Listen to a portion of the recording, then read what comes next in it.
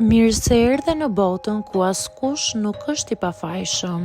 Sekrete shqiptare, vendi ku rrëfimet më të thella, më të ndaluara dhe më të pathëna të shqiptarëve marrin zë. Na bëni subscribe për histori të ndryshme.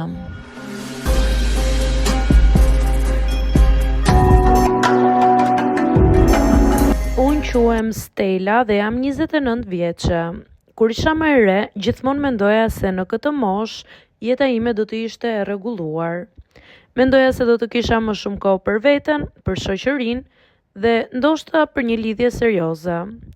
Por jeta ndonjëherë merr një drejtim krejt tjetër nga ai që ne imagjinojmë. Unë punoj në një kompani ku orari shpesh zgjatet më shumë se sa duhet. Ka ditë që dal nga puna kur është e rësuar dhe mezi kam energji për të bërë diçka tjetër përveç se të shkoj në shtëpi dhe të flej gjumë.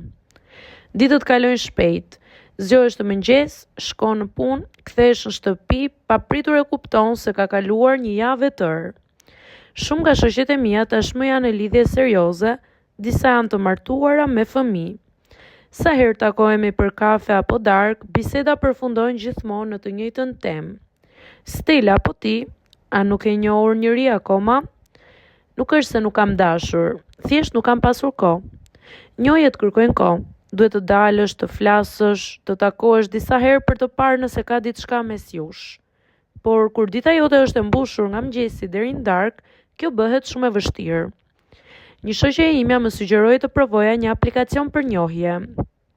Në fillim nuk më pëlqeu ideja, por pas disa javësh mendova ta provoj. Fillova të flas me disa njerëz, por shumica e bisedave mbeteshin sipërfaqësore. Pastaj ndodhi diçka interesante.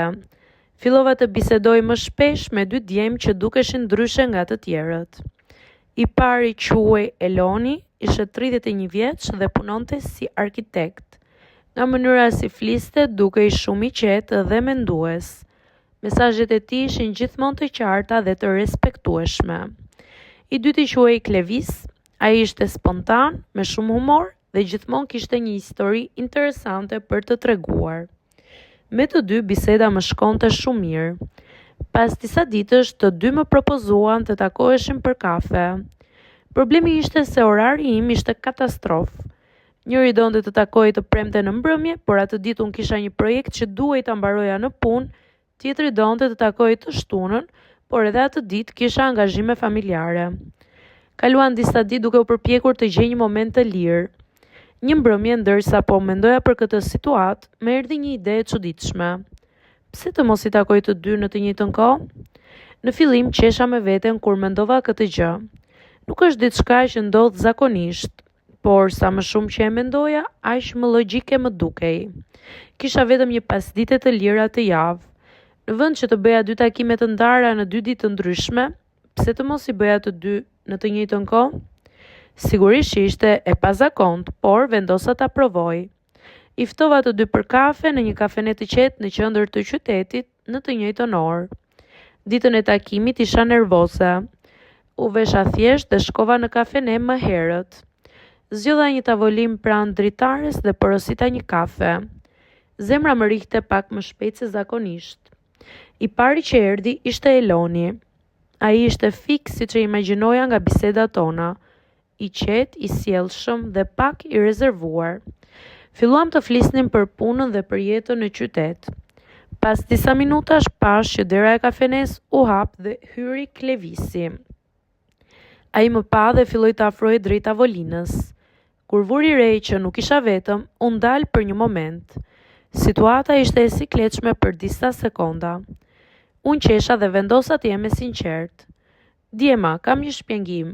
Unë kam shumë pak kohë të lirë dhe mendova që mënyra më e mirë për t'ju njohur ishte t'ju takoja të dyve sot.